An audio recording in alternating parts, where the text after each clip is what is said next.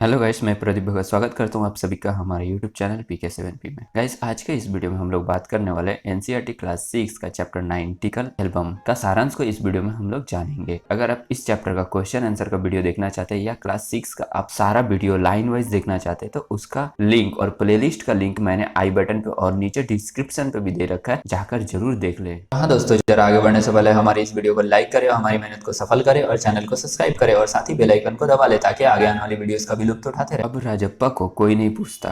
आजकल सबके सब नागराजन को घेरे रहते। नागराजन घमंडी हो गया है।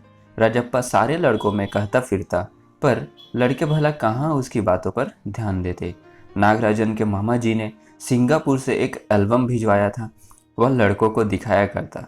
सुबह पहली घंटी बजने तक सभी लड़के नागराजन को घेर कर एल्बम देखा करते। आधी छुट्टी के वक्त भी उसके आसपास लड़कों का जमघट लगा रहता।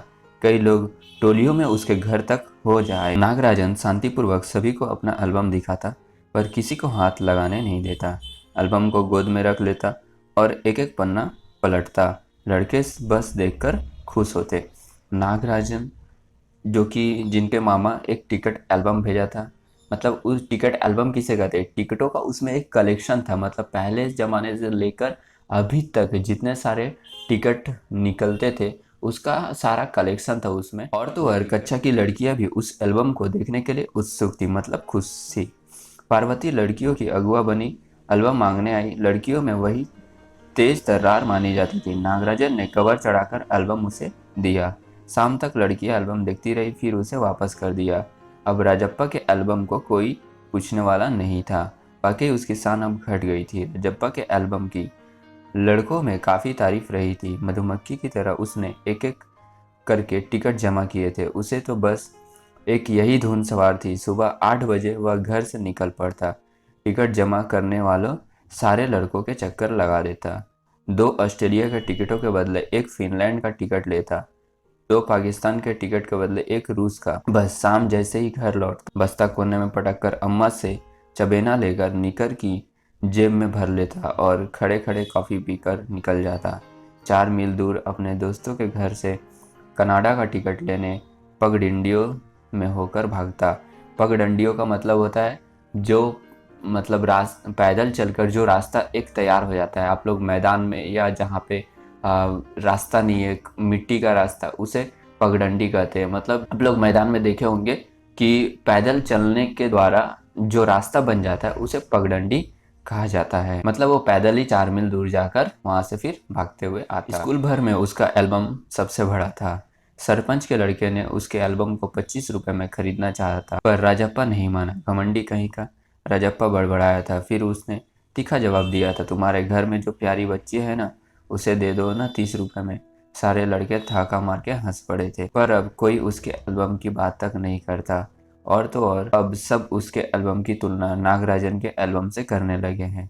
सब कहते हैं राजप्पा का एल्बम फिडसी है। फिडसी का मतलब अब बेकार है, क्योंकि नागराजन का एल्बम आने से पहले जो राजप्पा का एल्बम का शान था वो बहुत ही ज़्यादा था। लेकिन जैसे ही नागराजन का एल्बम सिंगापुर से उसके मामा ने भेज दिया, उसके बाद राजप्पा के एल्बम को कोई पत्ता तक नहीं देता था। पर राजप्पा ने नागराजन के एल्बम को देखने की इच्छा कभी प्रकट नहीं की। लेकिन जब दूसरे लड़के उसे देख रहे होते तो वह नीचे आंखों से देख लेता, मतलब वो आंखों को तिरछी करके देख लेता, लेकिन उसे देखने में शर्म लगता था या एक झिझक, शर्मिंदगी या झिझक महसूस होती थी। सचमुच नागराजन का एल्बम बेहद प्यारा था, पर राजप्पा के पास जितने टिकट थे उतने नागराजन के एल्बम ने नहीं थे। पर खुद का एल्बम कितना प्यारा था, उसे छू लेना की कोई बड़ी बात थी। इस तरह का एल्बम यहाँ थोड़ी ही मिलेगा। एल्बम के पहले पृष्ठ पर मोती जैसे अक्षरों में उसके मामा ने लिख भेजा था, AM नागराजन इस एल्बम को चुराने वाला बेशर्म है। ऊपर लिखे नाम को कभी देखा है, यह एल्बम मेरा है। जब तक घास हरी है और कमल लाल है, सूरज जब तक पूर्व से उगे और पश्चिम में छिपे, उस अनंत काल तक के लिए यह एल्बम मेरा है और रहेगा। लड़कों ने इसे अपने एल्बम में उतार लिया। लड़कियों ने झट से कॉपी और किताबों में टिप लिया। तुम लोग यह नकल क्यों करते हो, नकलची कहीं के। राजप्पा ने लड़कों को घुड़की दी। सब चुप रहे, पर कृष्णन से नहीं रहा गया। जा जा जलता है ईर्षालु कहीं का। मतलब राजप्पा जो नागराजन के एल्बम से जो लोग उतार रहे थे, उसको कॉपी कर रहे थे, उसको राजप्पा मना कर रहा था।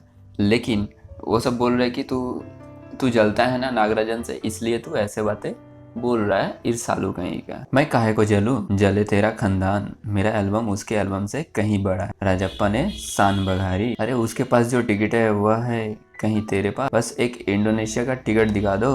अरे पानी भरोगे? हाँ, कृष्ण ने छेड़ा। पर मेरे पास जो टिकट है वो कहाँ है उसके पास? राजप्पा ने फिर ललकारा।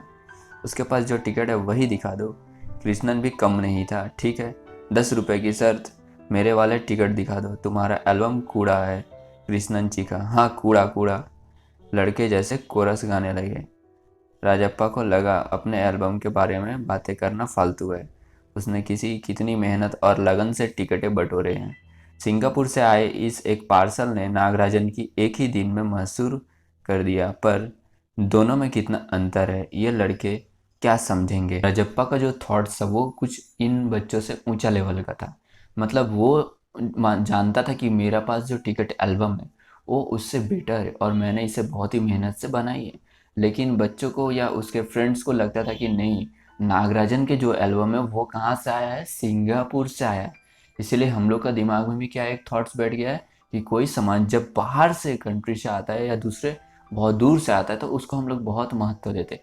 लेकिन वही सामान जब हम लोग को पास के बाजार में मिल जाता है तब उसे हम लोग महत्व नहीं देते। जैसे कि अगर तुम्हारे मामा एक सिंपल सा मोबाइल, सेम सेम मोबाइल जो तुम यूज़ कर रहे हो वही तुम्हारे मामा अगर दुबई से भेजते हैं या अमेरिका से भेजते हैं या अदर कंट्री से भेजते हैं तो तुम्हें लगेगा कि मेरे ये मोबाइल बहुत ही खास है, मेरे मामा ने यहाँ से भेजा है। अगर वही मोबाइल तुमको पास के मार्केट से मिल जाता है तो वो तुम्हारे लिए उतना महत्वपूर्ण नहीं रहेगा। रजप्पा मन ही मन कुड़ रहा था। स्कूल जाना अब खलने लगा था। मतलब अब उसे अच्छा नहीं लगने लगा था, झिझक होने लगा। लड़कों के सामने जाने में शर्म आने लगी। आमतौर पर शनिवार और रविवार को टिकट की खोज में लगा रहता, परंतु अब घर घुसा हो गया तो दिन में कई बार एल्बम को पलटता रहता। रात को लेट जाता, सहसा जाने क्या सोचकर उठता, ट्रंक खोलकर एल्बम निकालता और एक बार पूरा देख जाता। उसे एल्बम से चिढ़ होने लगी थी। उसे लगा कि एल्बम वाकई कूड़ा हो गया है। उस दिन शाम उसने जैसे तय कर लिया था वह नागराजन के घर गया।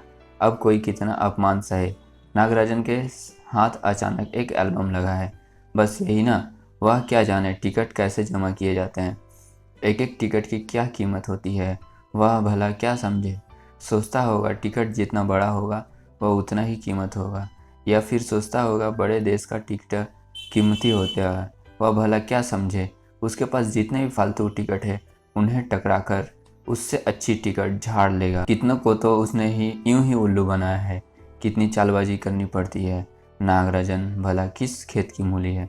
मतलब जो राजप्पा था वह बहुत ही चालाकी से, बहुत ही होशियारी से ये सारे टिकटें जमा करता था।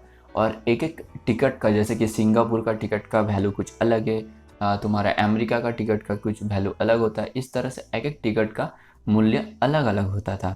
लेकिन जो राजन था उसको वो सब चीज़ का वैल्यू पता नहीं था। लेकिन राजप्पा ने बहुत ही मेहनत किया था, इसलिए उसको लग रहा था कि वह उससे भी, यानी नागराजन को भी उल्लू बनाकर उसके टिकटें ले लेगा। राजप्पा नागराजन के घर पहुंचकर ऊपर गया। चूंकि वह अक्सर आया जाया करता था सो किसी ने नहीं टोका। ऊपर पहुंचकर वह नागराजन की मेज के पास पड़ी कुर्सी पर बैठ गया। कुछ देर बाद नागराजन की बहन कामाक्षी ऊपर आई। भैया शहर गया है? अरे हाँ, तुमने भैया का एल्बम देखा? उसने पूछा। हूँ। राजप्पा को हाँ कहने में हेकड़ी हो रही थी। मतलब वो हाँ कहने में थोड़ा सा झिझक रहा था। बहुत सुंदर एल्बम है ना? सुना है स्कूल भर में किसी के पास इतना बड़ा एल्बम नहीं है। तुमसे किसने कहा? भैया ने। वह कुड़ गया। बड़े से क्या मतलब हुआ? आकार में बड़ा हुआ तो एल्बम बड़ा हो गया। उसकी चिड़चिड़ाहट साफ थी। कामाक्षी कुछ देर वहीं रही, फिर नीचे चली गई। राजप्पा मेज पर बिखरी किताबों को टटोलने लगा। अचानक उसका हाथ दराज के तले से टकरा गया। उसने ताले को खींचकर देखा, बंद था। क्यों न उसे खोलकर देख लिया जाए। मेज पर उसने चाबी ढूंढ निकाली। सीढ़ियों के पास जाकर उसने एक बार झांक कर देखा, फिर जल्दी से दराज खोली। एल्बम ऊपर ही रखा हुआ था। पहला पृष्ठ खोला, उन वाक्यों को उसने दोबारा पढ़ा। उसका दिल तेजी से धड़कने लगा। एल्बम को झट कमीज के नीचे खींच लिया और दराज बंद कर दिया।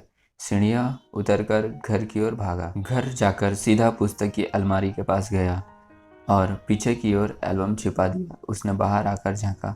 पूरा शरीर जैसे जलने लगा था, गला सूख रहा था और चेहरा तमतमाने लगा था, क्योंकि ये राजप्पा ने क्या किया था, नागराजन का जो एल्बम था उसको चुरा लिया। ठीक है, और चुराने से पहले जो वो वर्ड लिखा हुआ था कि इसको चुराने वाला बेशर्म है, तो ये देखकर उसको कुछ शर्मिंदा महसूस हुआ। लेकिन चुराने से पहले उसने क्या किया, एक बार सीढ़ी से जाकर कि कोई आ तो नहीं रहा। फिर उसने क्या किया, जाकर दराज को खोलकर उसमें से एल्बम निकालकर फिर चाबी वहीं रख दिया और नीचे उतरकर सीधा घर की तरफ चला आया। अब यहाँ पे अपने घर के पास पहुंचकर एक अलमारी के पीछे छिपा बैठा है। रात 8 बजे अप्पू आया। हाथ पाँव हिलाकर उसने पूरी बात कहा सुनाई। सुना तुमने, नागराजन का एल्बम खो गया। हम दोनों शहर गए हुए थे, लौटकर देखा तो एल्बम गायब। राजप्पा चुप रहा। उसने अप्पू को किसी तरह टाला। उसके जाते ही उसने झट कमरे का दरवाज़ा भिड़ा लिया और अलमारी के पीछे से एल्बम निकाल कर देखा। उसे फिर छिपा दिया। डर था कहीं कोई देख ना ले। रात में खाना नहीं खाया, पेट जैसे भरा हुआ था। सारा घर चिंतित हो गया। उसका चेहरा भयानक हो गया था। रात उसने सोने की कोशिश की पर नींद नहीं आई। एल्बम सिराहने तकिए के नीचे रखकर सो गया। सुबह अप्पू दोबारा आया। राजप्पा तब भी बिस्तर पर बैठा था। अप्पू सुबह नागराजन के घर होकर आया था। कल तुम उसके घर गए थे? अप्पू ने पूछा। राजप्पा की सांस जैसे ऊपर की ऊपर नीचे की नीचे रह गई। फिर सिर हिला दिया। और जिस तरह चाहे सोच ले। कामाक्षी ने कहा था कि हमारे जाने के बाद खाली तुम वहाँ आए थे। अप्पू बोला। राजप्पा को समझते देर नहीं लगी कि अब वह सब उस पर शक करने लगे हैं। कल रात से नागराजन लगातार रोए जा रहा है। उसके पापा शायद पुलिस को खबर दे। अप्पू ने फिर कहा। राजप्पा फिर भी चुप रहा। उसके पापा डीएसपी के दफ्तर में ही काम करते हैं। बस वह एक पलक झपक दे और पुलिस की फौज हाजिर। अप्पू जैसे आग में घी डाल रहा था। यह तो भला हुआ कि अप्पू का भाई उसे ढूंढता हुआ आ गया और अप्पू चलता बना। राजप्पा के पापा दफ्तर चले गए थे। बाहर का किवाड़ बंद था। राजप्पा अभी तक बिस्तर पर बैठा हुआ था। आधा घंटा गुजर गया और वह उसी तरह बैठा रहा। तभी बाहर की सांकल खटकी। पुलिस। राजप्पा बुदबुदाया। भीतर सांकल लगी थी। दरवाज़ा खटकने की आवाज़ तेज हो गई। राजप्पा ने तकिए के नीचे से एल्बम उठाया और ऊपर भागा। अलमारी के पीछे छिपा दे, नहीं, पुलिस ने अगर तलाशी तो पकड़ा जाएगा। एल्बम को कमीज के नीचे छिपा कर वह नीचे आ गया। बाहर का दरवाज़ा अभी बजा रहा था। कौन है? अरे दरवाज़ा क्यों नहीं खुलता? अम्मा भीतर से चिल्लाई। थोड़ी देर और हुई तो अम्मा खुद ही उठकर चली आएगी। राजप्पा पिछवाड़े की ओर भागा। जल्दी से बाथरूम में घुसकर दरवाज़ा बंद कर लिया। अम्मा ने अंगीठी पर गर्म पानी देगची चढ़ा दी थी। उसने एल्बम को अंगीठी में डाल दिया। एल्बम जलने लगा। कितने प्यारे टिकट थे। राजप्पा की आंखों में आंसू आ गए। तभी अम्मा की आवाज़ आई। जल्दी से आ तो नहाकर, नागराजन तुझे ढूंढता हुआ आया है। राजप्पा ने निकर उतार दी और गीला तौलिया लपेटकर बाहर आ गया। कपड़े बदलकर वह ऊपर गया। नागराजन कुर्सी पर बैठा हुआ था। उसे देखते ही बोला, मेरा एल्बम खो गया है यार। उसका चेहरा उतरा हुआ था। काफ़ी रोकर आया था शायद। कहाँ रखा था तुमने? राजप्पा ने पूछा। शायद दराज में। शहर से लौटा तो गायब। नागराजन की आंखों में आंसू आ गए। राजप्पा से चेहरा बचाकर उसने आंखें पोंछ ली। रो मत यार। राजप्पा उसे पुचकारा। वह फपक फपक कर रो दिया। ठीक है, मैं इसे रख लेता हूँ, पर तुम क्या करोगे? मुझे नहीं चाहिए। क्यों? तुम्हें एक भी टिकट नहीं चाहिए? नहीं। पर तुम कैसे रहोगे बगैर टिकट के? रोता क्यों है यार? ले, इस एल्बम को तू ही रख ले। इतनी मेहनत की है तूने। नागराजन बोला। नहीं, तुम रख लो, लेकर चले जाओ। जाओ, इसे लेकर जाओ यहाँ से। वह चीखा और फुट फुट कर रो दिया। नागराजन की समझ में कुछ नहीं आया। वह एल्बम लेकर नीचे उतर गया। कमीज से आंखें पोंछता हुआ राजप्पा भी नीचे उतर आया। दोनों साथ साथ दरवाजे तक आए। बहुत बहुत धन्यवाद। मैं घर चलूं? नागराजन सीढ़ियाँ उतरने लगा। सुनो राजू, राजप्पा ने पुकारा। नागराजन ने उसे पलट कर देखा। एल्बम दे दो। मैं आज रात भर जी भर इसे देखना चाहता हूँ। कल सुबह तुम्हें दे जाऊँगा। ठीक है। नागराजन ने उसे एल्बम लौटा दी और चला गया। राजप्पा ऊपर आया, उसने दरवाज़ा बंद कर लिया और एल्बम को छाती से लगाकर फुट फुट कर रो दिया।